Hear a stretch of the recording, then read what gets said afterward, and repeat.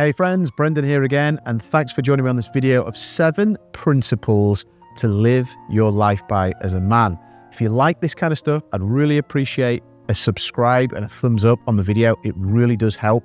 And subscribe because every week I'll share more content on men's lifestyle, travel, fragrances, watches, finer things in life, and all that cool stuff. So let's get into the video. So you're joining me here at the absolutely beautiful village of El Garraf, which is just south of Barcelona. It's a complete hidden gem.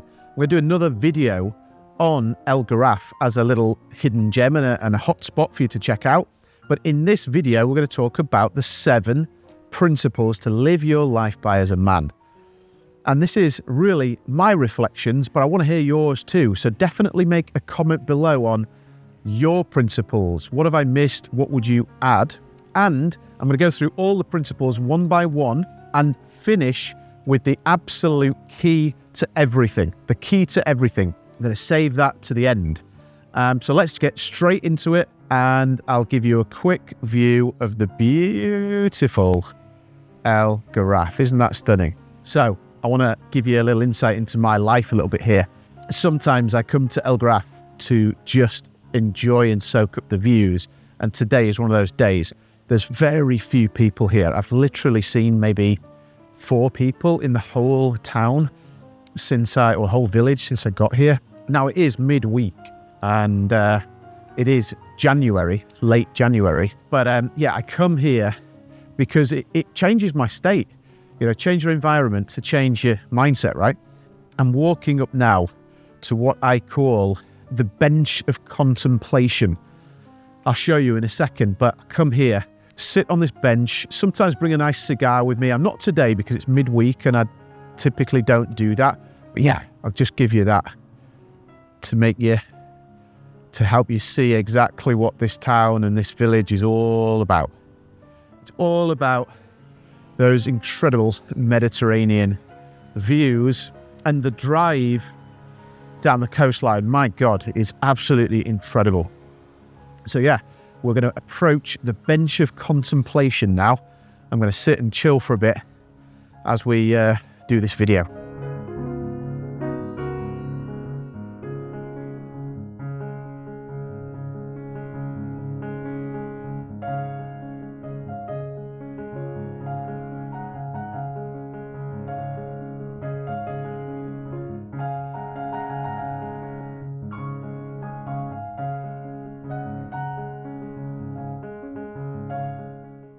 So let's jump into the first principle. I'm going to work through these one by one, and remember, this last one is the absolute key. It's literally the game changer, the hack. So hang around for that one. So the first principle that I'd like to talk to you about today is very simply patience. Good things come to those who wait.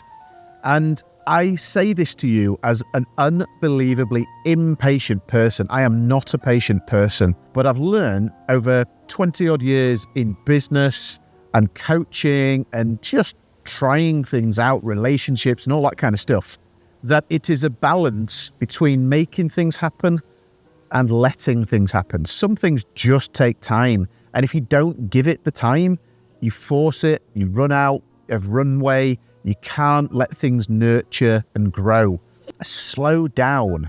Even if you're trying to achieve amazing things, slow down so you make better quality decisions and you bring people along on the journey.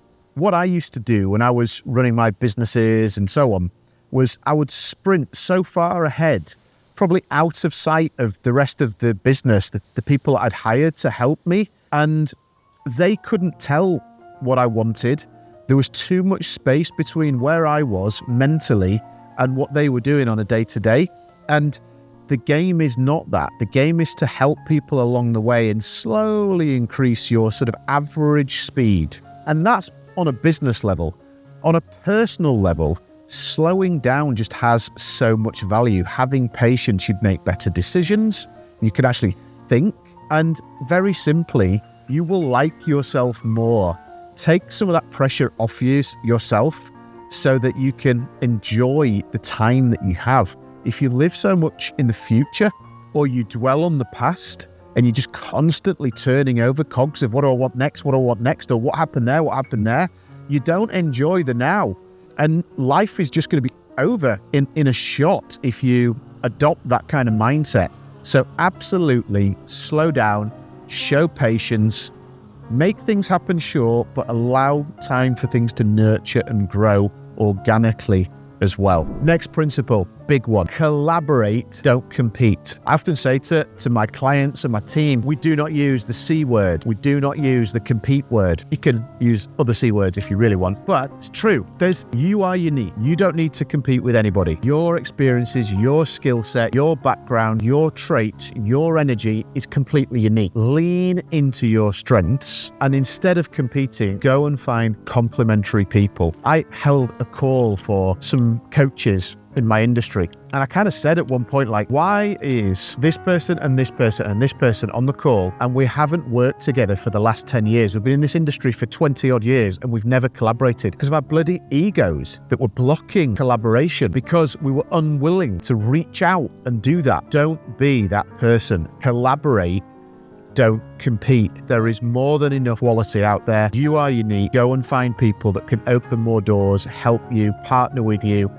You'll have more fun doing it, and there are no prizes for getting there on your own. Stop trying to do things alone. It doesn't matter if it's business, it doesn't matter if it's personal, growing your wealth, doesn't matter. Get people in, collaborate, work together, give value, deliver on your strengths, and help other people to deliver on theirs. Makes so much more sense that way. Okay, so the next principle, really important one we often lose sight of. The process is the outcome. Here's the thing, everybody's so obsessed with the outcome. I want to get this house, I want to buy this car, I want to build and sell my business, I want to be an expert in Spanish or learn a language or get a black belt. Instead of actually enjoying the process of being a novice and then being pretty good and then being really good. There's something beautiful about being a white belt, whatever that's in, learning your first few words or making your first ever sale.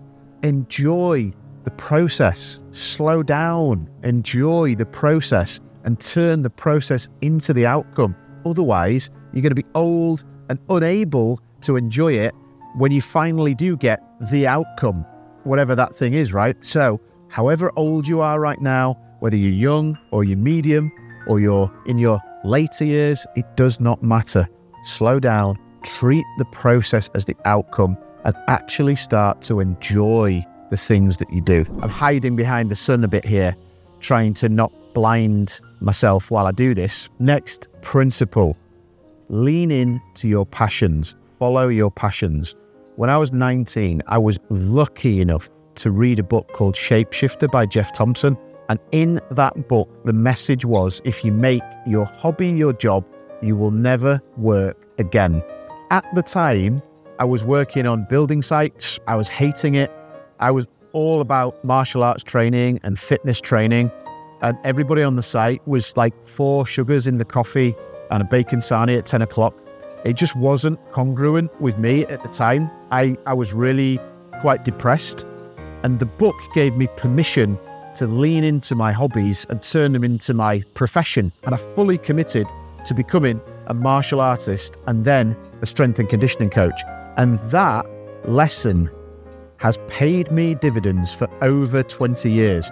Even now, today, this YouTube channel, talking to you, I'm lucky, I'm grateful to have your attention now, but it's my passion to share what I know with the world, to travel, to go to interesting places, to buy fragrances and talk about them and buy nice watches and talk about them and chart the journey and all that kind of stuff.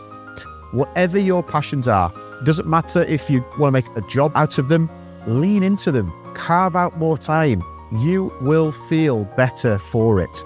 You really will. So the next principle is one that many, many men really struggle with. And it's very simply, you've got to be selfish to be selfless. Selfish to be selfless. It's the classic, put your mouthpiece on or the oxygen on before you put your children's on. And so much of that is true for men who have families, who have partners, who have busy jobs. You've got to be selfish to be selfless. And what do I mean by that? Well, put yourself first. Carve out time for yourself to go for a little wander somewhere, to to take some time out, go for a spa day, go for a walk in the hills, to carve out the things that allow you to think a little bit, to let the thoughts come to the front of the mind instead of just being constantly buried over the days and the hours and the busyness of life. Because if you want to be a fantastic dad, if you want to be an amazing partner, you have to be present. You have to be replenished. You can't give any more when there's nothing left in the cup, right? You got to fill up your cup first. I'm full of cliches here, but they're cliches for a reason because they bloody work. They are important. For me, I really like to just take time out. To be honest with you, when I have a cigar, that's a massive contemplation recovery time for me. And I make sure every weekend I get some space to do that and try and pick a nice location and so on and so forth. That's just how I do it. You might do something completely different. I think there's no right or wrong with this,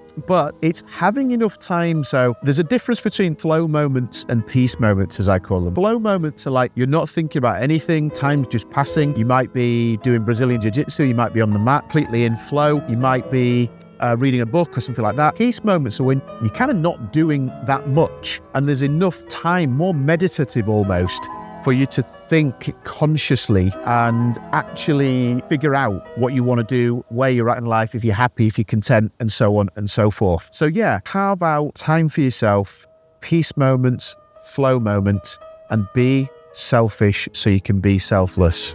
All right, so we're really getting into the heart of this now with these core principles. And the next one is a super big one for all men, young or old. And it's very simply, what are you building? Because here's the thing, fulfillment comes from the process, not the outcome. And when you're building, when you're creating something, you have got a much greater chance of feeling contentment. Even if you sort of don't feel in the moment like it's done, that's the point. It's what project are you contributing to? And the way I like to think about this is it's almost like if somebody wrote you a check that was like, you never have to do any more work again, then what would you do? What would that project look like? Would you learn a language? Would you learn a martial art? Would you start a newsletter? Would you start a YouTube channel? Would you coach the local school team or football team? What is that project that really excites you, but you haven't yet found time to do it? And my advice to you is go and build something. And it doesn't matter if it's part-time, an hour a week, or it even becomes a full-time thing, does not matter. The question is, what are you building? And if I think about the men that I've worked with and coached over the years, the ones that struggle the most are the ones that lose sight of that. They don't know what they're building. And what do I mean by that? Well, they're stuck in a job that they really don't like and they're not getting fulfillment anymore, and they haven't got anything outside of that. They are stuck in a business that they've basically burnt out of and they're fed up with it. They've got so much going on in their life with parenting, with being a partner, with working. They have no time for themselves and they're not being selfish enough to carve out contemplation time to actually consider what they want to do, as small or as big as it may be. And we're not talking always about life-changing, legacy-leaving stuff. We're just talking about a little project, something that you can get your mind into, you can roll your sleeves up, you can commit to. So what are you building? And when I see my son, who's 6 now, Jacob, playing, he's always building stuff. He's always tinkering, creating. And I see a lot of myself in him, but I look at it and I think it's so easy to lose sight of that playfulness, the tinkering, the things that really make men a lot of the time. So my question and my challenge to you is, what are you building? And go and bloody build something. All right, so the very last one, and I said it was the most important, and it absolutely is, the very last principle of life from my perspective to really hammer home is a fundamental one. And it very simply, so what, now what? So here's the story. My friend shared this phrase with me, and it was based on, I think, a record executive being pitched projects, and they were being pitched stuff and they were kind of saying like, okay, but so what, now what? And we threw this idea, this concept of so what, now what around, and it's so beautiful in its simplicity, because as you watch this video, my message to you is, so what, now what? It doesn't matter if you are on hard times and you're really struggling, so what, now what? What are you going to do about it? It doesn't matter if you've sold your business for millions and you're sitting there with a glass of champagne, so what, now what? We are all equal. It does not matter what your history is, what your story is. So what, now what? What are you going to do about it? So if you're watching this from a position of strength and health and wealth, congratulations, but so what? Now what? What are you going to do about that? If you're watching this from a position of challenge, of struggle, of fear, of anxiety, I feel for you. I am sorry. But so what? Now what? What are you going to do about that? Because as we sit on our deathbeds in 20, 30, 40, 50 years or more, depending on how old you are, you will be regretful if you haven't taken action and dragged yourself off that sofa and done something that you're proud of. You will. You'll be super, super regretful on that. So my message to you watching this is, so what? Now what? All the principles work together as a bit of a code and a system that you work through. But fundamentally, right now, as you've watched this, so what? Now what? All right, so if you've enjoyed this video, please give it a thumbs up. And if you like this kind of content, personal development and travel and some of the things that men need in their life to elevate their lifestyle, then definitely subscribe. I'm going to be dropping videos every single week. And I want to take you on this journey with me and we get better together. Appreciate your time. I really do. And I'll leave you with some beautiful views of El Garraf, one of my favorite places in the world.